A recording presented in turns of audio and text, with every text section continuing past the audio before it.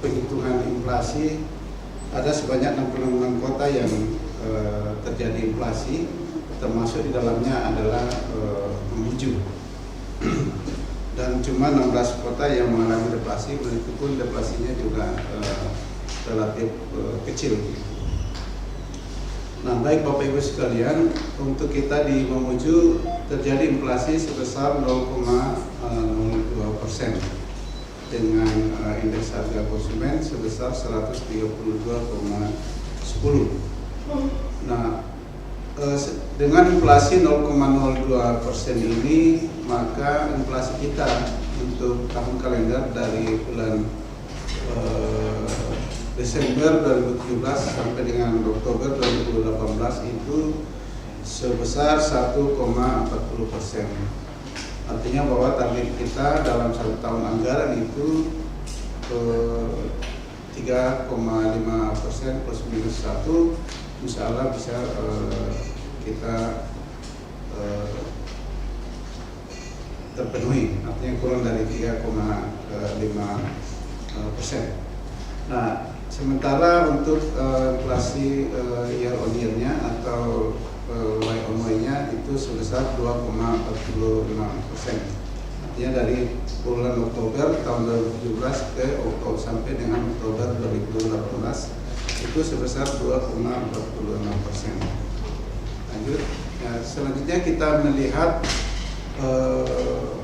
inflasi berdasarkan beberapa kelompok pengeluaran. Nah, untuk inflasi di bulan Oktober yang sebesar 0,02% itu disumbang oleh makanan jadi, minuman rokok, tembakau, itu andilnya sebesar 0,03%, kemudian penggunaan air listrik dan bahan bakar itu sebesar 0,03%, sandang 0,01%, kesehatan, pendidikan, rekreasi dan olahraga itu relatif stabil. Sedangkan pemberi andil inflasi yang terjadi deflasi itu adalah bahan makanan sebesar minus 0,03 dan transportasi, komunikasi dan jasa keuangan sebesar minus 0,02%. Jika kita melihat per masing-masing kelompok ini terkait dengan komoditi-komoditi yang berpengaruh baik terjadinya inflasi maupun terjadinya deflasi di sana. Kita melihat untuk bahan makanan, di sana bahan makanan andilnya itu sebesar minus 0,03%. Artinya dia terjadi deflasi sebesar minus 0,11%. Itu ditunjang oleh beberapa hal seperti cakalang itu mengalami penurunan harga sebesar 0,11%, kemudian bawang merah sebesar 0,03%, kemudian telur ayam ras sebesar 0,02%. Dan saya kira fenomena ini terjadi secara nasional seperti yang disampaikan tadi oleh Pak pimpinan kami. Memang di sana untuk bahan makanan ini ada juga beberapa yang terjadi kenaikan yang membuat dia ini seperti beras itu naik sebesar 0,14, cabai rawit 0,02%, kemudian bayam 0,01. Artinya meskipun ada juga bahan makanan yang membuat dia terjadi kenaikan, tetapi lebih dominan penyebabnya adalah terjadinya penurunan. Artinya itu terjadi deflasi untuk bahan makanan ini. Kemudian yang untuk kelompok makanan jadi, minuman rokok dan tembakau, ini terjadi inflasi yang disebabkan oleh satu komoditi, yaitu rokok kretek filter. Ya, ini juga saya kira terjadi di secara nasional itu sebesar 0,02%. Nah, memang rokok ini biasa biasanya sangat dipengaruhi oleh kenaikan kurs dolar gitu ya. Sehingga kadang-kadang juga cukai rokok ini dinaikkan, terutama rokok kretek filter ya, rokok kretek filter. Itu andilnya untuk makanan jadi minuman rokok ini sebesar 0,03%. Nah, kita lanjut ke kelompok perumahan air, listrik, gas, dan bahan bakar. Yang terjadi di sana adalah inflasi sebesar 0,12%. Artinya andilnya terhadap inflasi 0,12% itu adalah sebesar 0,03%. Itu disebabkan oleh, ya saya kira sama secara nasional tadi, terjadinya kenaikan di besi beton yang sebesar andilnya terhadap inflasi itu sebesar 0,02%. Ya. Kemudian untuk komponen kelompok sandang itu andilnya sebesar 0,01%, artinya terjadi di sana inflasi sebesar 0,11%. Itu disumbang oleh sepatu, ya. Sepatu meskipun juga di sana sangat tipis, sumbangannya terhadap andil inflasi sebesar 0,01%. Kemudian yang kesehatan, pendidikan, rekreasi, dan olahraga ini relatif stabil, artinya tidak mengalami perubahan harga. Yang terjadi di sana adalah pendidikan, rekreasi, dan olahraga itu inflasinya minus 0,06%. Itu adalah dari bergeraknya persoalan rekreasi di sana. Ya, rekreasi meskipun dia bergerak tipis menurun, tetapi sumbangannya terhadap andil inflasi juga tidak terlalu besar, artinya dia mendekati nol. Kemudian untuk kelompok transportasi, komunikasi, jasa keuangan itu inflasinya deflasi 0,12%, andilnya itu sebesar minus 0,02. Nah, ini juga ditunjang dari harga angkutan udara yang andilnya sebesar minus 0,03%, sehingga dia mengalami deflasi begitu sebesar minus 0,12%. Saya kira itu untuk kelompok pengeluaran. Lanjut, saya kira ini seperti yang saya sampaikan tadi, bahwa penyumbang inflasi itu tertinggi di harga beras 0,14%, cabai rawit 0,02%, rokok elektrik 0,02%. Nah, penyumbang terjadinya deflasi itu ikan cakalang sebesar 0,11%, bawang merah 0,03%, dan telur ayam beras 0,02%. Artinya bahwa kenapa kita inflasi sebesar 0,02% ini karena harga-harga yang membuat dia deflasi itu kurang memberikan dominan sumbangan terhadap terjadinya inflasi yang terjadi 0,02% itu. Nah, kalau kita melihat dari series data inflasi kita, ketika kita melihat mantumannya itu pada garis hijau itu adalah kondisi tahun 2018. Ya, fenomenanya hampir berbanding terbalik dengan situasi pada tahun-tahun 2 tahun sebelumnya, 2016 maupun 2017. Pada tahun 2018 kita inflasi 0,02%, meskipun di 2016 dan 2017 terjadi deflasi, ya. Harapan kita juga sebenarnya kemarin mungkin bisa sama sejalan dengan 2 tahun sebelumnya, tapi ternyata tidak seperti itu fenomenanya karena terjadinya kenaikan seperti harga beras kemarin begitu. Ya.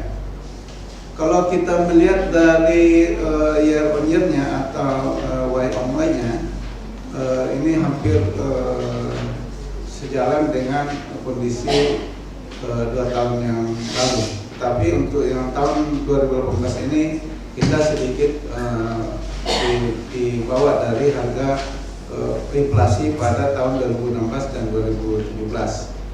Kita melihat bahwa secara Y on Y-nya kita sudah berada pada posisi poin 2,46. Ini memang sedikit lebih rendah dibanding dengan tahun 2016 dan 2017, di mana 2017 itu sebesar 4,20 pada kondisi bulan yang sama ya. Kemudian tahun 2016 itu sebesar 3,12. Kemudian jika kita bandingkan dengan kota-kota di seluruh Pulau Sulawesi,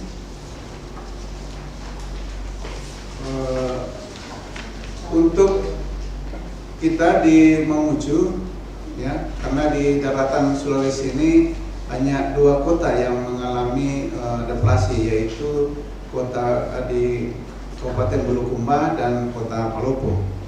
Di Bulukumba itu terjadi deflasi sebesar minus 0,18, kemudian di Palopo minus 0,22. Sementara kita di Mamuju itu inflasi yang terendah dari seluruh kabupaten kota yang terjadi inflasi gitu. Inflasi tertinggi sebagaimana juga disampaikan oleh pimpinan kami di pusat itu terjadi di Palu sebesar 2,27. Ini fenomena ini karena terjadi kemarin situasi ada bencana alam sehingga cukup tinggi harga-harga di sana karena ketersediaan pasokan dan juga jalannya komoditi-komoditi yang dikonsumsi oleh masyarakat. Nah, kita di Mamuju pas berhimpitan dengan kota Watangkone sebesar 0,02% ya. Jadi kita inflasi sama dengan kota Watangkone sebesar 0,02. Lanjut. Ya, itu adalah informasi terkait dengan inflasi kita. Selanjutnya kita ke nilai tukar petani. Nilai tukar petani kita terlihat sedikit menurun, ya. Jadi ini hampir beberapa bulan terakhir ini kita mengalami penurunan terus terhadap angka nilai tukar petani kita. Tetapi meskipun demikian, karena nilai tukar petani kita masih di atas 100, kita berasumsi bahwa daya beli masyarakat petani kita masih mumpuni, artinya masih mampu karena nilai tukar petani kita masih di atas 100 begitu. Artinya bahwa jika nilai di atas 100 ya indeks yang dibayarkan oleh nilai tukar indeks yang diterima oleh petani masih lebih besar dari indeks yang dibayarkan oleh petani, meskipun kita terjadi penurunan di sebesar 0,83% di bulan Oktober ini. Nah, lanjut saya kira. Nah, kemudian kalau kita masuk di masing-masing subsektor yang menjadi penyumbang turunnya nilai tukar petani kita, meskipun di sana ada juga penyumbang positif, yaitu subsektor tanaman pangan dan subsektor hortikultura. Memang yang penyumbang terbesar subsektor yang terjadinya turunnya nilai tukar petani kita adalah di tanaman perkebunan rakyat. Itu cukup signifikan, itu sebesar turunnya sebesar minus 3,4%. Kalau di tanaman pangan itu kita masuk ke masing-masing subsektornya. Tanaman pangan ini yang membuat dia mengalami kenaikan itu adalah karena terjadi kenaikan sedikit pada jenis komoditi padi dan jagung. Saya kira ini juga fenomena nasional, terjadi kenaikan harga untuk padi dan jagung. Kemudian untuk yang hortikultura, di mana kenaikannya sebesar 1,90%, ini disumbang oleh sayur-sayuran, buah-buahan seperti tadi pisang, ya. Kemudian tanaman obat juga sangat berpengaruh di sana. Nah, untuk yang tanaman perkebunan yang mengalami penurunan nilai tukar petani sebesar 3,04% itu disebabkan oleh turunnya harga cengkeh dan kemiri, ya. Kalau secara nasional tadi ada di sana kita disebutkan terkait komoditi-komoditi yang mengalami penurunan harga begitu. Nah, sementara untuk yang peternakan, lanjut. Nah, untuk subsektor peternakan ini juga mengalami penurunan sebesar 0,25%, meskipun itu tidak terlalu signifikan. Ini lebih disebabkan oleh harga-harga ayam ras dan telur itik. Ayam ras dan telur itik yang mengalami penurunan sebesar itu ayam ras sebesar 0,74, kemudian telur itik sebesar 2,06. Nah, itu yang peternakan. Kemudian kalau kita melihat perikanan, ini juga terjadi penurunan nilai tukar petani. Artinya bahwa indeks yang diterima petani mengalami penurunan, ya. Itu disebabkan oleh dua subsektor, yaitu kalau kita melihat nelayan penangkapan subsektor, ya, nelayan penangkapan dan budidaya ikan. Nah, nelayan penangkapan ini terjadi karena turunnya harga-harga ikan begitu, ya. Nah, ya, yang membuat dia turun harga ikan itu seperti ikan layang, ikan beladang, ya. Terus ikan ini susah-susah ini nama ikannya. Ada ikan sumlir, ya. Ya, sumlir. Ya. Ikan beladang itu cukup signifikan penurunannya, itu sebesar 11,82%. Sedangkan sumlir itu turun sebesar 7,80%. Kemudian ikan bawal turun 7,80%. Kemudian ikan teri turun sebesar 6,18%. Itu adalah komoditi-komoditi yang membuat perikanan khusus untuk nelayan penangkapan ikan ini mengalami penurunan. Kemudian yang budidaya ikan ini justru mengalami peningkatan sedikit, tipis, ya, sebesar 0,21. Ini lebih karena harga ikan bandeng yang naik sebesar 0,61%. Tapi kalau kita membandingkan antara nelayan penangkapan ikan dengan nelayan budidaya ikan, meskipun nelayan penangkapan ini sedikit mengalami penurunan, tetapi dari sisi kesejahteraannya masih lebih daya beli kemampuan untuk nelayan penangkapan ikan masih lebih besar dibanding dengan yang budidaya ikan. Karena untuk nelayan penangkapan ikan ini masih di atas, poinnya masih di atas, nilai NTP-nya di atas 100 gitu. Sedangkan budidaya ikan di bawah 100, artinya daya belinya sedikit kurang begitu jika dibandingkan dengan nelayan penangkapan. Demikian juga untuk subsektor yang lain, saya kira meskipun dia mengalami penurunan nilai NTP, tapi karena nilainya masih di atas 100, dari sisi asumsi kesejahteraan petani, saya kira daya beli masyarakat itu masih masyarakat petani masih mumpuni begitu. Lanjut saya kira. Nah, ini untuk nilai tukar usaha petani, ya. Jadi kalau nilai tukar usaha petani ini yang konsumsinya mungkin dikeluarkan, ya. Jadi ini betul-betul yang usahanya. Nah, kita melihat di sana nilai tukar usaha pertanian itu mengalami juga penurunan sebesar 0,88% jika dibandingkan dengan bulan yang lalu, bulan September. Nah, ini terjadi penurunan karena didominasi oleh turunnya tanaman perkebunan rakyat, peternakan, dan juga perikanan, terutama perikanan tangkap ikan begitu. Nah, yang dominan memberikan penurunan terhadap nilai tukar usaha pertanian ini adalah tanaman perkebunan rakyat, yaitu sebesar minus 3,12%. Kemudian untuk perikanan tangkap ikan sebesar minus 1,62%, dan peternakan sebesar minus 0,42%. Meskipun terjadi perubahan positif kenaikan untuk tanaman pangan dan hortikultura, saya kira ini sama dengan yang tadi grafik yang saya jelaskan jika dibandingkan dengan bulan September bulan yang lalu.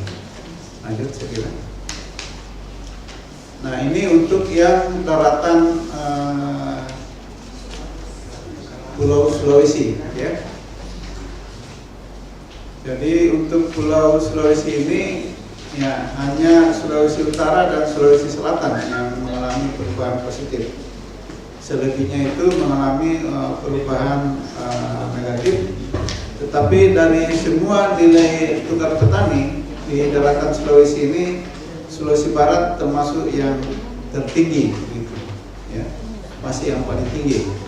Dan yang paling rendah itu di Sulawesi Tenggara, ya, itu sebesar nilai TP-nya 95,65. Apalagi bulan ini dia juga mengalami perubahan penurunan begitu. Artinya bahwa dari segi kesejahteraan petani di daratan Sulawesi, ya, petani-petani di Sulawesi Barat cukup punya kesejahteraan yang tinggi dibanding dengan petani-petani di daratan Sulawesi yang lainnya. Ya. Mungkin itu yang terkait dengan nilai tukar petani. Saya lanjut ke pariwisata. Oh, inflasi dan inflasi. Pedesaan. Ya, inflasi pedesaan. Oh iya, terlewatkan satu. Inflasi pedesaan kita itu juga terjadi inflasi sama dengan inflasi di perkotaan, yaitu sebesar 0,10. Artinya kalau yang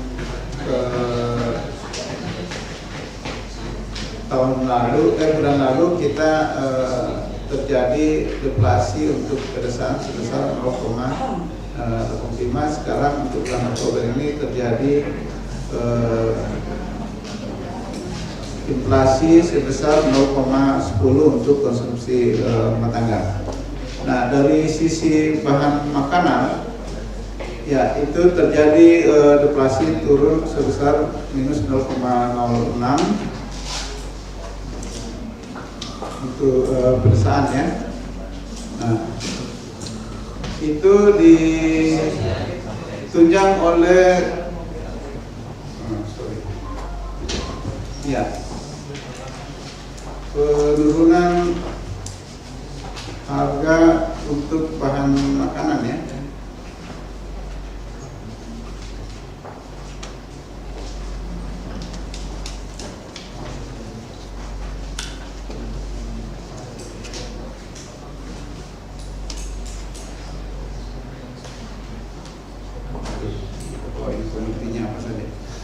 Ya, itu untuk bahan makanan terjadi deflasi 0,06. Kemudian untuk yang terjadi inflasi yang membuat inflasi pedesaan naik 0,10 itu dari makanan jadi, minuman rokok dan tembakau 0,19, perumahan 0,26, sandang 0,11%, kesehatan 0,20%, pendidikan, rekreasi dan olahraga 0,14%, transportasi dan komunikasi itu sebesar 0,39%. Itu inflasi di pedesaan. Jadi saya kira hampir sejalan dengan inflasi di perkotaan.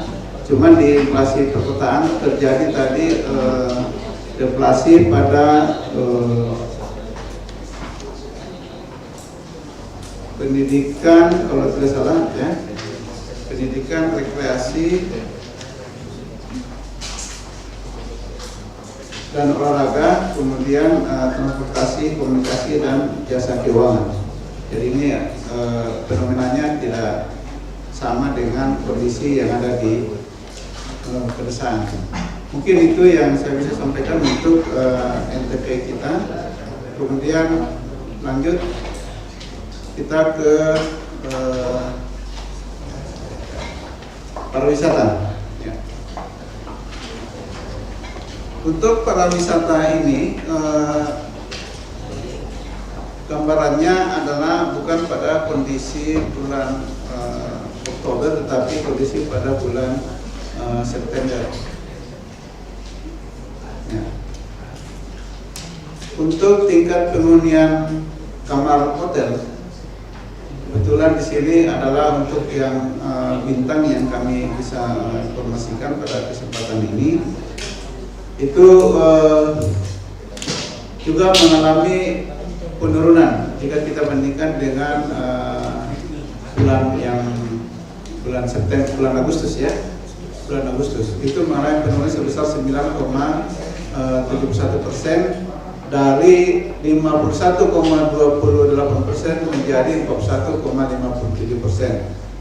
Fenomena ini hampir sama dengan kondisi pada tahun yang lalu di 2017, di mana bulan Agustus itu bulan September pada bulan yang sama itu terjadi penurunan dari bulan Agustus begitu. Nah, kemudian jika kita bandingkan dengan bulan September dengan bulan September 2017 dengan bulan September 2018 itu terjadi kenaikan sebesar 9,38%. Artinya dari 32,19% naik menjadi 41,57%. Lanjut. Kemudian untuk kita lihat masing-masing lama tamu menginap untuk hotel bintang ini. Pertama untuk tamu Nusantara, jika kita bandingkan dengan bulan yang lalu, ini terjadi penurunan sebesar 0,48 hari. Ya. Kemudian jika kita bandingkan dengan tahun yang lalu, itu terjadi kenaikan sebesar 0,50 hari. Nah, demikian juga dengan tamu asing. Ya. Tamu asing pada bulan September itu mengalami peningkatan sebesar 2,88 hari jika dibandingkan dengan kondisi pada bulan Agustus tahun 2018. Jika kita bandingkan pada bulan yang sama September 2018 dengan September 2017, itu juga terjadi kenaikan sebesar 0,63 hari. Ya.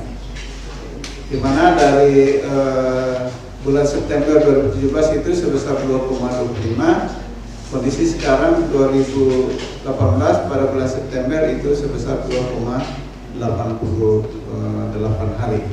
Lanjut. Nah, ini untuk perkembangan transportasi udara kita. Nah, untuk transportasi angkutan udara kita, ya ini karena pesawat kita tidak ada yang parkir di Tampang Padang maupun di Sumarorong, maka penerbangan baik yang datang maupun berangkat itu sama persis, ya, sama persis.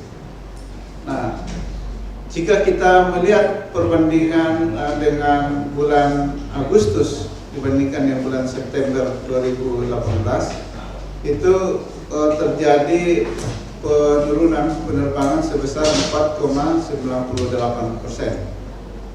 Nah, jika dibandingkan dengan bulan September pada tahun yang berbeda, itu juga mengalami penurunan sebesar 16,77%. Ya. Artinya dari bulan Agustus itu sebesar 141 unit pesawat baik yang datang maupun berangkat itu turun menjadi 134 unit pesawat baik yang turun maupun yang berangkat. Demikian juga untuk yang bulan September tahun yang lalu, di mana September pada tahun yang lalu itu yang berangkat dan yang datang itu sebanyak 161 pesawat, sementara di bulan September tahun 2018 itu sebanyak 134 pesawat. Lanjut, untuk yang penumpang, ya, baik yang datang maupun yang berangkat, ini juga mengalami penurunan jika dibandingkan dengan bulan yang lalu. Pada bulan September ini terjadi penurunan sebesar 13,31%. Nah, demikian juga jika dibandingkan dengan September pada tahun yang lalu terjadi penurunan sebesar 22,99%. Nah, kita lihat di grafiknya itu terjadi perpotongan pada kondisi bulan Juli ke Juli, ya. Ya. Pada tahun 2017 fenomenanya cukup drastis, dari bulan Juni ke bulan Juli cukup naik signifikan, tetapi kita pada tahun 2018 naiknya cuma sedikit begitu. Ya, meskipun istilahnya secara ininya hampir sama begitu, tapi sedikit lebih rendah di tahun 2018 dibanding dengan kejadian pada 2017. Nah, untuk yang penumpang yang datang, saya kira ini juga hampir sama dengan fenomenanya dengan penumpang yang berangkat, ya, karena terjadi penurunan jika dibandingkan pada bulan Agustus itu turun sebesar 5,45%. Jika dibandingkan bulan September tahun 2017 itu turun juga sebesar 25,40%. Saya kira ini ya tantangan juga buat penerbangan kita, ya, mudah-mudahan ya kedepannya semakin membaik, ya, apalagi dengan adanya kejadian kemarin, ya, orang jadi takut lagi naik pesawat begitu. Tapi mudah-mudahan dengan jumlah kedatangan dan berangkatnya pesawat juga tidak mengalami penurunan begitu. Kita berharap mengalami peningkatan. Tapi dari sisi penumpang, ya, mungkin pasti akan berdampak pada yang kejadian kemarin lain-lain itu, ya. Lanjut. Nah, ini untuk yang angkutan laut. Fenomena yang terjadi pada angkutan udara ini berbeda dengan angkutan laut. Angkutan laut pada bulan September itu sedikit mengalami kenaikan yang bagus, ya, naik sebesar 46,89%.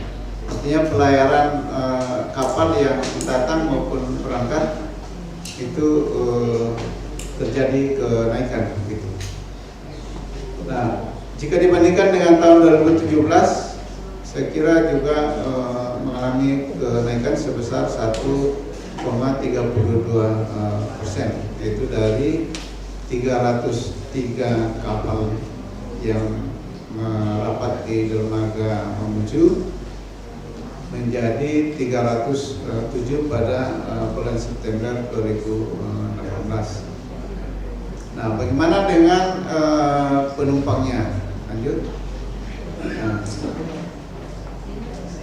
Nah, penumpang yang berangkat maupun penumpang yang datang juga jika dibandingkan dengan bulan yang lalu sama-sama mengalami peningkatan. Nah, peningkatan cukup signifikan untuk penumpang yang berangkat pada bulan September itu sebesar 31,34% jika dibandingkan dengan bulan Agustus 2018.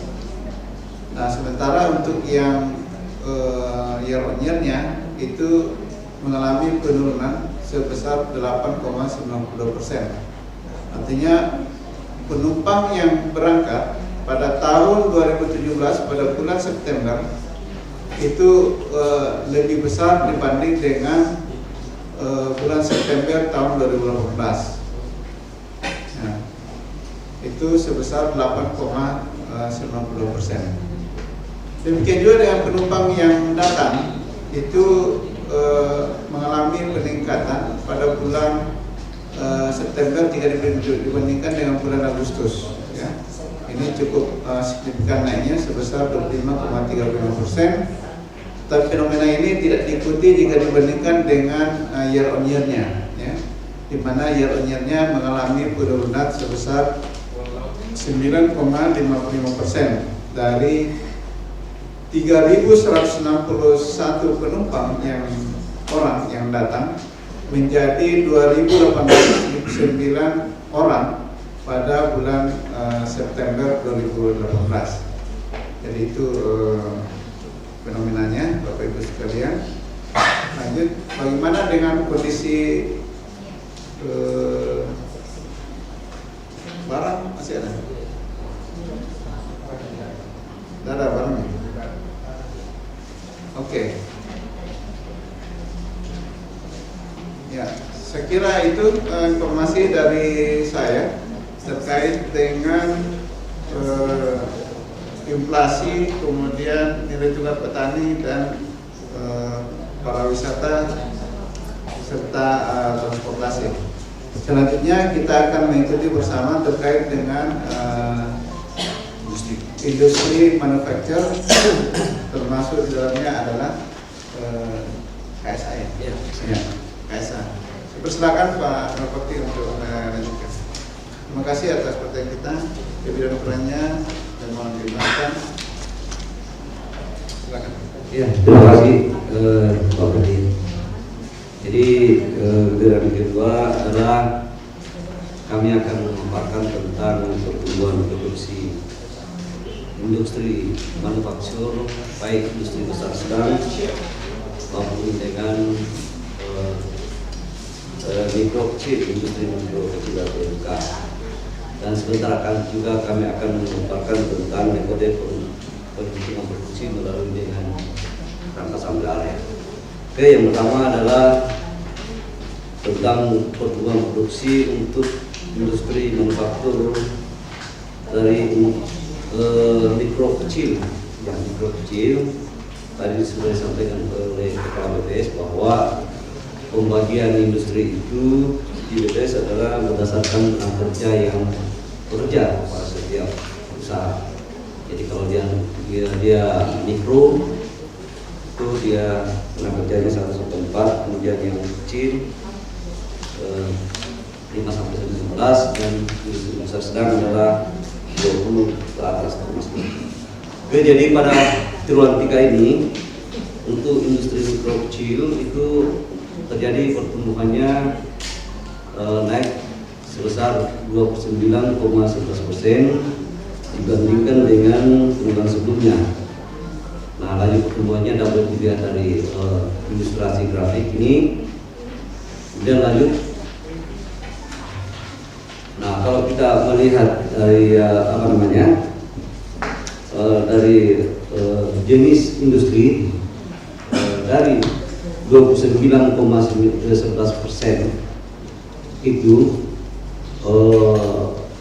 kalau dibandingkan antara triwulan 3 dengan triwulan 2 ini yang mengalami peningkatan terbesar pertumbuhannya adalah industri makanan, karena ini mungkin dipicu oleh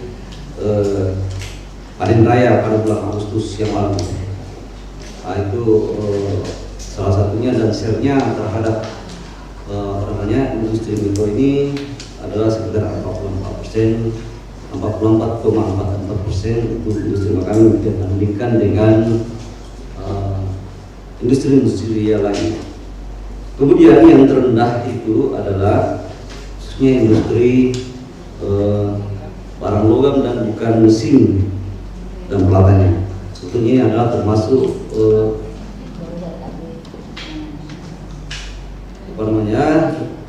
termasuk ini adalah pangan dengan sebagainya. Kemudian kalau kita lihat satu-satu, industri minuman itu justru mengalami 0,6%. Ini khususnya pada air isi ulang. Nah, tahun lalu juga mengalami penurunan, ini kayaknya lebih besar tahun lalu. Kemudian bulan sekarang ini sudah sedikit mengalami recovery. Nah, andil daripada industri minuman ini sekitar 4,29% dibanding dengan industri yang lain.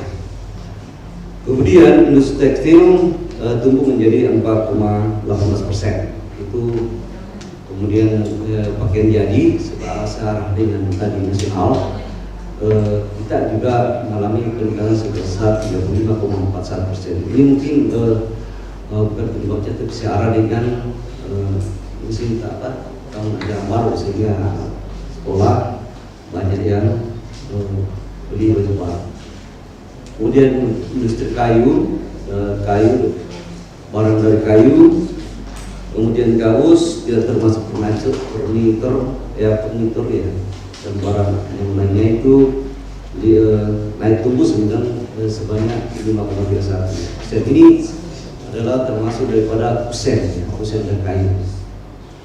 Kemudian untuk pencetakan dan produksi termasuk turun menjadi 11,50%. Ini termasuk industri rekaman VCD, termasuk baliho dan undangan. Undangan sebetulnya secara mandiri itu tumbuh, tapi nilainya tidak terlalu besar. Yang sangat besar itu adalah dari baliho. Nah, mungkin bulan 4 nanti menjelang Pilpres, tapi ini hanya dugaan saja, kemungkinan akan merangkak naik karena ya menjelang Pilpres. Kemudian yang selanjutnya adalah ya, kalau dibandingkan dengan dari tahun ke tahun pada aturan yang sama. Nah, di sini pertumbuhan positif terbesar itu terjadi pada industri pakaian jadi. Ini fantastis sedikit, adalah sebesar 104,46%. Kemudian yang selanjutnya secara tadi pertumbuhan negatifnya ada pada, kemudian pertumbuhan negatif terbesar itu ada pada industri barang logam bukan mesin dan peralatannya. Itu ada turun sebesar 25,13%. Nah, dari situ kemudian karena sekarang ini mungkin lagi musim proyek juga, industri barang bagalia bukan logam khususnya batu bata kayak naik agak sedikit, hampir 45% naiknya. Nah itu kemudian yang positif yang lain seperti di atas itu kelihatan bahwa industri alat angkutan lainnya khususnya untuk perahu pakai, kalau kita di Mandar ini walaupun sedikit tapi omsetnya banyak sekali gitu. Kemudian industri yang mengalami positif adalah industri pengolahan lainnya, tapi ini hanya yang dimonitor adalah khususnya untuk sapu lidi. Ya, sapu lidi ada kenaikan sedikit 23,28%. Ya, lanjut.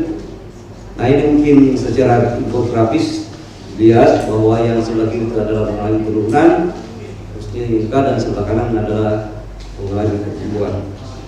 Lanjut, khusus untuk industri mikro, selanjutnya kita lanjut ke industri besar sedang.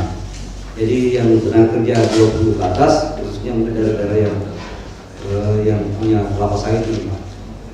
Karena kami di BPS ini masih di industri yang IBS itu didominasi oleh industri CPO. Nah, ini pada triwulan 3 ini industri besar sedang juga mengalami pertumbuhan, tapi lebih sedikit naik sebesar 3,96% dibandingkan dengan triwulan sebelumnya. Oke, lanjut. Nah, yang dimonitor, yang bisa dimonitor ini adalah hanya dua jenis, yaitu jenis industri makanan dengan industri kayu, barang dari kayu dan gabus, termasuk dengan barang anyaman dan bambu dan rotan dan sejenisnya. Nah, ini kalau kita bandingkan antara triwulan sebelumnya dan triwulan 3 sekarang dengan triwulan 2, itu industri makanan mengalami pertumbuhan sebesar 5,27%, sedangkan untuk industri makanan, industri kayu itu hanya tumbuh sebesar 0,7%. Tapi jika dibandingkan dengan antara triwulan 3 2018 dengan triwulan 3 2017, itu industri makanan naiknya 9,6%, sedangkan untuk barang anyaman hanya 3,86%, sehingga pertumbuhan untuk produksi untuk antara tahun pada triwulan yang sama itu naik sebesar 8,03%. Kemudian kalau dibandingkan antara triwulan 3 dengan triwulan 2, IDS mengalami peningkatan sebesar 3,96%. Nah, itu dari industri, baik industri mikro, IMK atau industri besar sedang. Selanjutnya kami akan perkenalkan tentang perbaikan metodologi perhitungan data produksi beras atau gabah dengan metode kerangka sampel. Bapak-bapak sekalian, bahwa baru pertama kali ini kami rilis tentang pelaksanaan metode perhitungan produksi padi lah ya, padi di Indonesia, khususnya hanya padi itu baru di tahun 2018 ini akan sudah dilaksanakan. Nah, kita bekerja sama dengan 4 institusi, yaitu BPPT, BPS, ATR atau BPM, kemudian DIK dan LAPAN. Nah, dari itu kalau ATR mungkin luas lahan baku sawah yang dipakai, kemudian DIK dari luas kota ya dan sebagainya. Lanjut. Ya, lanjut Pak. Ya, jadi latar belakang. Jadi yang pertama bahwa produksi padi yang sebelumnya itu sejak tahun 97 itu sebetulnya banyak yang meragukan, walaupun kami juga bekerja sama dengan dinas Kementerian Pertanian. Banyak meragukan sejak tahun 97. Nah, dari kajian-kajian yang ada sehingga kami banyak berkesimpulan, termasuk Forum Masyarakat Statistik, bahwa perlu dicari tata cara atau metodologi yang lebih bagus untuk menggantikan metodologi lama itu. Nah, untuk menghitung produksi padi, karena padi dan beras itu adalah menyangkut hayat hidup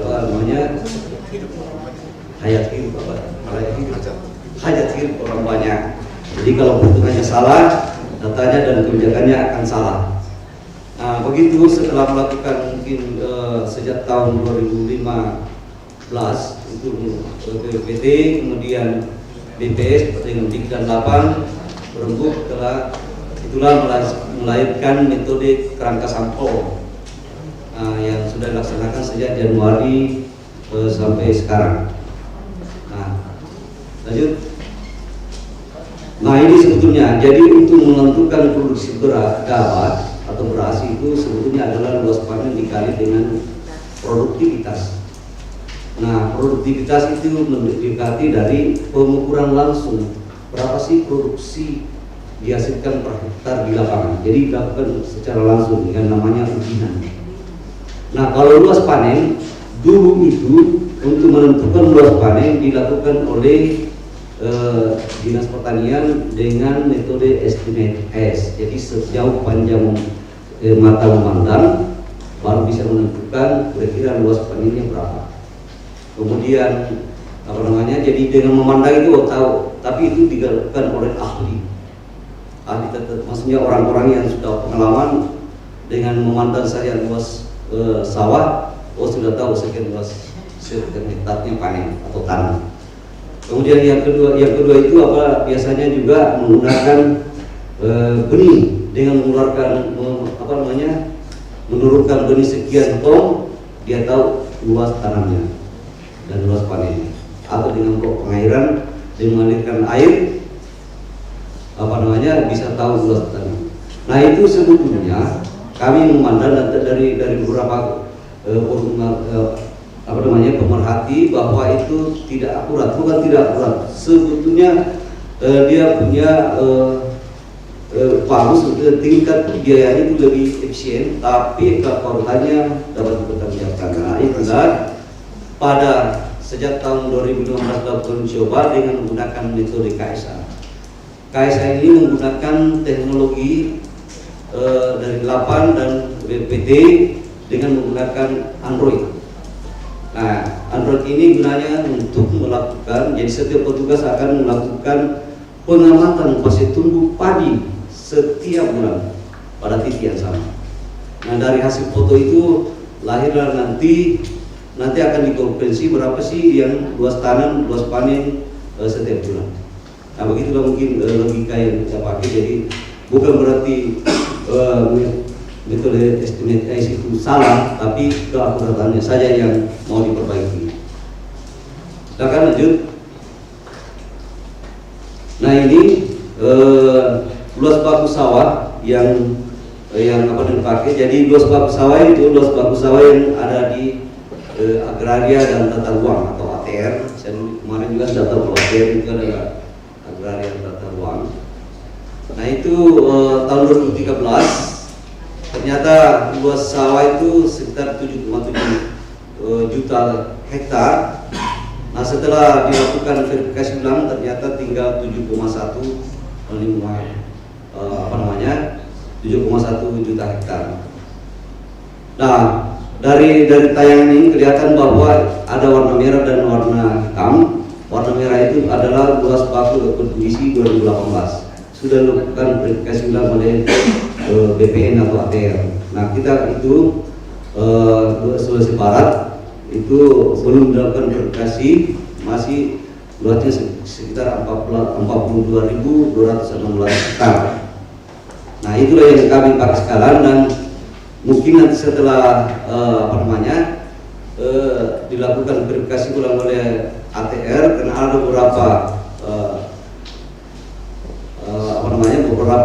lahan yang dianggap biasanya sawah, tapi setelah dilakukan kunjungan ulang ternyata bukan sawah. Begitupun dengan sebaliknya, ada yang dikatakan bukan sawah tapi ternyata sawah. Nah, lanjut. Nah ini mungkin hanya perbandingan bahwa warna-warna hijau itu adalah pada tahun 2013 dianggap sawah, tapi sekarang ternyata kondisinya bukan sawah. 2013 ternyata 2018 itu setelah diverifikasi ternyata sawah. Ya. Kemudian yang merah itu adalah 2013 ATR mengatakan itu adalah sawah, ternyata 2018 adalah setelah diverifikasi bukan sawah. Dan yang matching adalah warna hijau. Ini hanya contoh dari Jawa Barat. Nah kegiatan kita, oke, lanjut metode KSA ini terkait sampel area, lanjut. Nah dasar penggunaan KSA ini sebetulnya pertama tadi saya sampaikan tentang penghitungan luas panen. Jadi tadi menggunakan estimate S, sekarang mungkin estimate S itu agak subjektif, tapi sekarang kita melakukan pengukuran langsung dengan menggunakan teknologi. Kemudian yang kedua adalah rekomendasinya dengan forum masyarakat statistik, karena kemudahan mungkin objektivitasnya tidak bisa dipertanggungjawabkan secara ilmiah, sehingga dia memberikan rekomendasi untuk menggunakan metode KSA. Yang ketiga adalah ini dari kantor staf kepresidenan supaya dilakukan peraturan masuk, karena bapak-bapak tahu bahwa di mana-mana pun walaupun bagaimana kalau terjadi impor banyak, dan ini kan terjadi biasanya kekisruhan di publik bisa terjadi, apalagi kalau menjelang biasanya kondisi yang lebih panas. Lanjut. Nah ini peran kami, jadi ada beberapa tahapan penyusunan ini, bahwa untuk pengumpulan data sebetulnya kita membutuhkan, jadi ini hanya cerita dari awal, bahwa kita butuhkan peta rupa bumi dari PIG, Badan Informasi Geospasial. Kemudian juga peta administrasi, kemudian peta lahan baku sawah, kemudian peta tutupan lahan, tutupan lahan. Jadi begini, jadi seluruh daerah kita di Indonesia sebetulnya itu sudah dibuat semacam grid, itu sekitar ukurannya 300 kali 300 kali 2 hektar. Tapi seandainya kalau di lapangan itu sekitar 6 kilo. Jadi bentuk binan. Nah dari situ ditentukan bahwa yang mana sawah, dengan adanya peta tutupan lahan sawah di overlay dengan peta rupa bumi. Nah yang menjadi objek penelitian kita atau pengukuran kita adalah harusnya sawah. Jadi yang bukan sawah itu dikeluarkan. Nah dikeluarkan itulah sehingga yang menjadi objek kita adalah yang tanah, yang lahan sawah irigasi, non irigasi, dan lahan yang biasanya ditumbuhi oleh padi ladang. Istilahnya kita adalah lahan yang kemungkinan ditanami padi, biasanya yang berada sekitar sawah. Nah itu. Kemudian lanjut. Nah ini tata cara kami untuk mengukur melakukan pengamatan langsung ke lapangan. Nah ini pengamatan fase tumbuh, karena fase tumbuh saja dia diamati. Nanti dipotret setiap bulan, dikirim ke server. Apakah dia masih tanaman itu tumbuhnya pada tetap vegetatif tahap fase tumbuh vegetatif 1, maksudnya umurnya 1 sampai dengan 35 hari. Nah tergantung gambarnya kelihatan. Nah hasil gambarnya seperti yang di tengah. Nah dalam satu titik itu ada sekitar 9, bukan sekitar, ada 9 titik yang diamati pertumbuhan fase tumbuhnya padi gitu. Nah tergantung pada saat foto apa-apa yang dikirim fotonya, apakah pada saat pengolahan lahan, kemudian apakah dia sudah malainya sudah keluar. Nah itulah nanti diinterpretasikan, interpretasikan kondisi apa ini. Jadi gunanya KSA ini, di samping dia memotret pada saat panen tumbuh padi, juga bisa memprediksi 3 atau 4 bulan ke depan panennya gitu. Jadi kalau sekarang ditanam padinya, kemudian 4 bulan ke depan akan kemudian bisa dipanen. Lanjut. Nah ini mungkin yang yang status-status setiap kami melakukan pemotretan sawah. Itu yang pertama adalah persiapan lahan atau pengolahan lahan. Kemudian vegetatif awal itu umurnya 1 sampai 35 hari. Ya, Profesor. Kemudian vegetatif 2, namanya kita vegetatif air, itu adalah 35 sampai dengan 55 hari. Nah ini kemudian di generatif ini sudah keluar bunganya padi. Nah setelah itu mungkin kondisinya panen. Nah apapun yang dipotret, karena kita pemotretannya pada titik yang sama setiap bulan, itulah nanti akan dikonversi ke menjadi luas panen, luas tanam, ataupun ke yang lainnya, jadi luas tanam atau luas panen. Nanti akan dilihat. Jadi di pada saat kita memotret juga itu kemungkinan juga ada lahan perumahan yang digunakan, karena dia harus bersama-sama dengan simulatif satu segmen. Lanjut. Nah, ini mungkin hanya ilustrasi dari perjuangan untuk melakukan pemotretan di setiap titik segmen. Jadi tapas panen kita melakukan pengamatan langsung di lapangan. Lanjut. Nah ini mungkin untuk sementara hasilnya yang kami sampaikan untuk luas panen dan produksi. Jadi dengan menggunakan KSI mulai dari Januari kami melihat bahwa puncak panen itu ada terjadi dua bulan, yaitu bulan Maret dan Agustus. Jadi Maret dan Agustus, dan jumlah luas panen. Jadi mulai dari Januari sampai dengan September ya.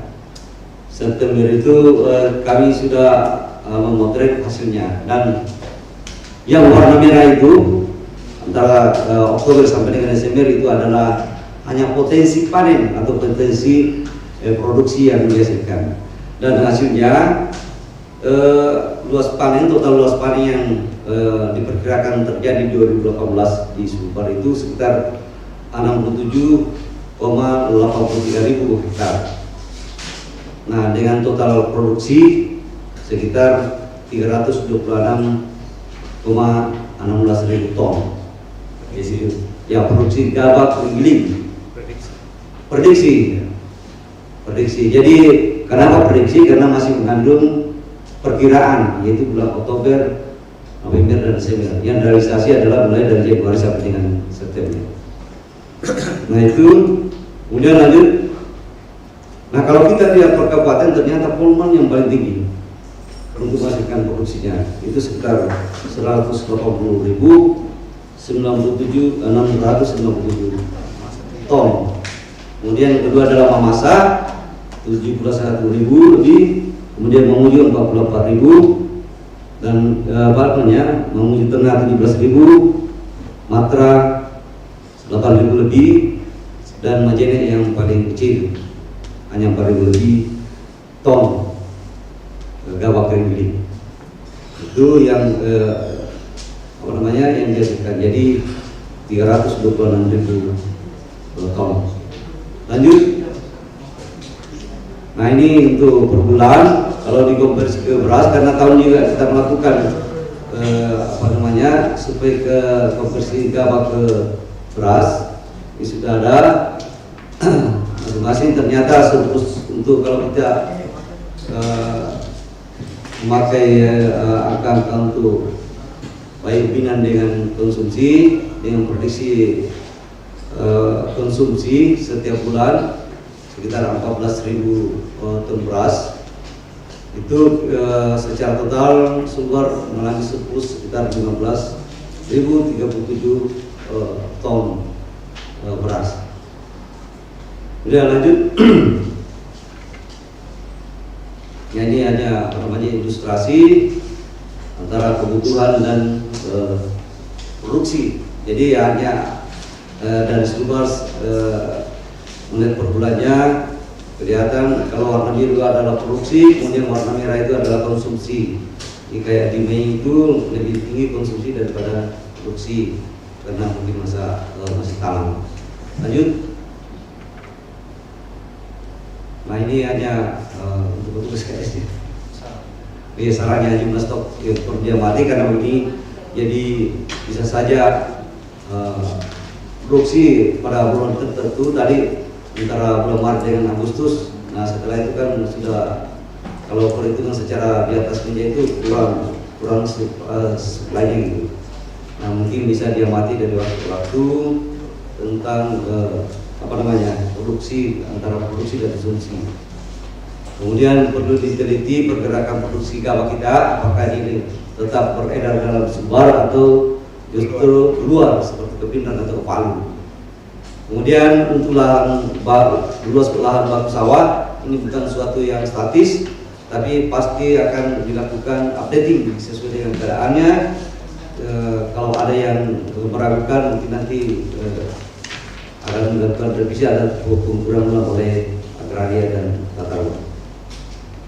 Demikian mungkin yang kami bisa sampaikan. Terima kasih. Assalamualaikum warahmatullahi wabarakatuh.